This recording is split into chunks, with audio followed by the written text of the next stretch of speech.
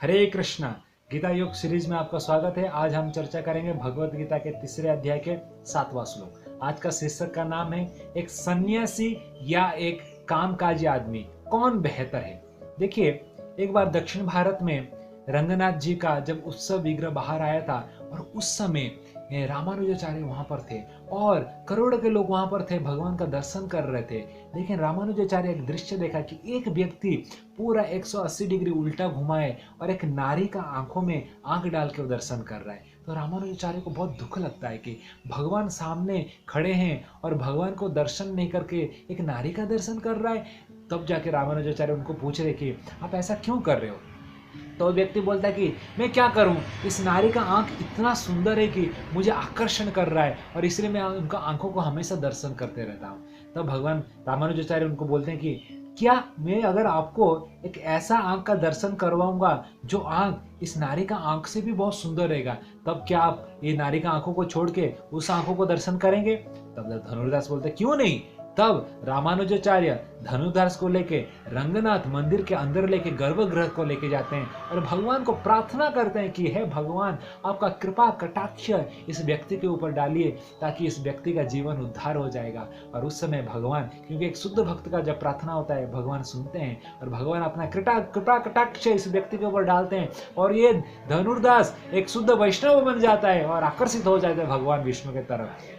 तब से ये धनुर्दास जो है रामानुजाचार्य के हमेशा निजी पार्षद के रूप में उनके पास हमेशा रहता था। और इसको देखते हुए रामानुजाचार्य के जो सन्यासी शिष्य रहते हैं वो थोड़ा द्वेष करते हैं। और जब रामानुजाचार्य को पता चलता है तब इस सन्यासी शिष्यों को बोलते हैं कि आप एक काम करो, मैं आज धनुर्दास को यहाँ पर बुला रहा हूँ और उस समय आप जाओ उनके घर में और उनके पत्नी के जितने सारे सोना जेवरात उनका गहने हैं सब चोरी करो उनके शरीर से। और वैसे ही सन्यासी शिष्यों को भेज देते हैं और सन्यासी शिष्य जैसे ही चोरी करने के लिए जाते हैं और जो भी सोना आभूषण उनके शरीर के ऊपर है, पत्नी का शरीर के ऊपर है, वो निकालना चालू करते हैं। और उस समय पत्नी को पता चल जाता है कि धनुर्दास की पत्नी को कि कुछ तो आश्रम में कुछ तो असुविधा रहेगा जिसके कारण सन्यासी शिष्य आके मेरा गहने को चोरी करने के लिए आए हैं। तो बोलते हैं मुझे सहायता करना चाहिए, इसलिए एक साइड का जब वो निकाल देते हैं तो दूसरा साइड का करवट बदल देती है ताकि इस साइड का भी वो निकल सकते हैं। और उस समय सन्यासी शिष्य डर जाते हैं, उनको लगता है कि इनका नींद खुल गया और डर के मारे चले आते हैं रामानुजाचार्य के पास।